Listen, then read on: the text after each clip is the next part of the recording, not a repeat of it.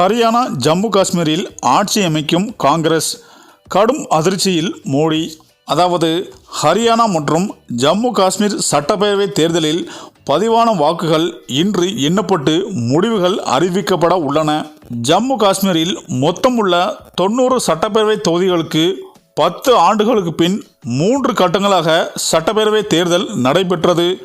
கடந்த செப்டம்பர் மாதம் 18ஆம் தேதி முதல் கட்ட வாக்குப்பதிவு, செப்டம்பர் 25ஆம் தேதி 2ஆம் கட்ட வாக்குப்பதிவு, அக்டோபர் 1ஆம் தேதி 3ஆம் கட்ட வாக்குப்பதிவும் நடைபெற்றது. மொத்த வாக்காளர்கள் சுமார் 80 லட்சம் பேர் என்ற நிலையில் 3 கட்டங்களிலும் சேர்ந்து 63.8% வாக்குகள் பதிவாகின. அங்கு தேசிய காங்கிரஸ் கூட்டணி அதிகப்படியான இடங்களில் வெற்றி பெறும் எனவும் தேர்தல் பிந்தைய கருத்து கணிப்புகள் கூறுகின்றன. அதேபோல் 90 தொகுதிகளை கொண்ட ஹரியானாவில் நேற்று முன்தினம் அக்டோபர் 5இல் ஒரே கட்டமாக தேர்தல் நடைபெற்றது. சுமார் 2 கோடி வாக்காளர்களை கொண்ட இந்த மாநிலத்தில் 67.90% வாக்குகள் பதிவாகின.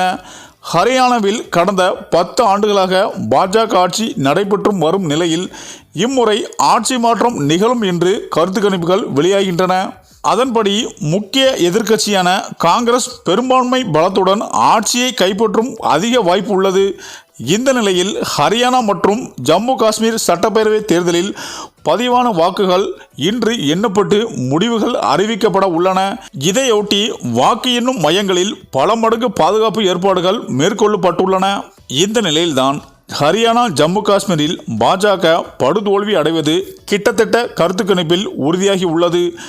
இதனால் விரைவில் இந்த 2 மாநிலங்களையும் காங்கிரஸ் ஆட்சி அமைக்கும் என்ற அதிகாரப்பூர்வ தகவல் வெளிவந்தது. இந்த தகவல் பாஜக தலைமை மோடியை கடும் அதிர்ச்சியில் ஆழ்த்தியுள்ளது என அரசியல் வட்டாரங்கள் கூறி வருகின்றனர். சரி, இந்த வீடியோ பற்றிய உங்கள் கருத்துக்களை கமெண்ட்ல சொல்லுங்க. மேலும் வீடியோ பிடித்திருந்தால் லைக் பண்ணுங்க, ஷேர் பண்ணுங்க, மறக்காம நம்ம சேனலை சப்ஸ்கிரைப் பண்ணிக்கோங்க. நன்றி.